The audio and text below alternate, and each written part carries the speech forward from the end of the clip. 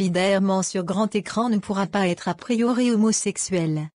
C'est l'une des informations que révèlent des courriers électroniques entre Sony Pictures et Marvel, publiés dans Wikileaks.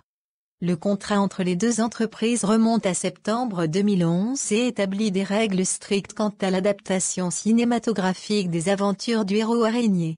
Sony Pictures et Marvel font la distinction entre Spider-Man et Peter Parker. Les deux entreprises, qui partagent les droits du héros, ont prévu des règles spécifiques aux deux personnages.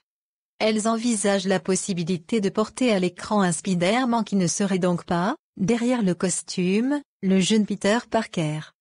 Spider-Man, un citoyen modèle au cinéma, l'homme araignée doit se comporter comme un citoyen modèle selon Sony Pictures et Marvel. Il ne doit pas pratiquer la torture ou tuer des gens, sauf en cas de légitime de défense ou pour protéger les citoyens. Le Spider-Man cinématographique ne peut pas non plus employer de gros mots, fumer du tabac ou être dealer de drogue. Il a cependant le droit de boire de l'alcool, mais seulement avec modération. Sony Pictures et Marvel vont plus loin en définissant la sexualité du héros. Il ne peut pas avoir de relations sexuelles avant 16 ans et avec des mineurs de moins de 16 ans. Spider-Man est aussi défini comme hétérosexuel, sauf si Marvel décide de créer un alter ego homosexuel, précise le document.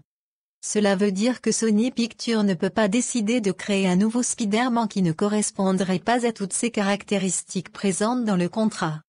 Un Spider-Man homosexuel pourrait donc voir le jour au cinéma, mais son existence devrait d'abord être amenée dans l'univers des comics. Le personnage de Peter Parker est lui aussi clairement encadré par les deux entreprises et correspond au personnage de l'univers du comics. Le document précise son orientation sexuelle définitive. Peter Parker ne pourra quant à lui jamais être homosexuel. Une adaptation cinématographique pour Miles Morales? Comme l'a souligné le site Gawker, le contrat entre Sony Pictures et Marvel a été signé en septembre 2011, soit un mois après l'apparition d'un Spider-Man aux origines afro-américaines et latines. Il s'agit de Miles Morales, le disciple de Peter Parker, d'abord introduit dans l'univers parallèle de Marvel. Si Peter Parker a l'obligation d'être représenté à l'écran par un acteur blanc, il est revanche possible qu'un nouvel alter ego d'une autre origine fasse son entrée dans le 7e art. Encore faudrait-il que Sony Pictures décide de suivre les comics et d'introduire un disciple au héros inventé par Stan Lee et Steve Ditko en 1962.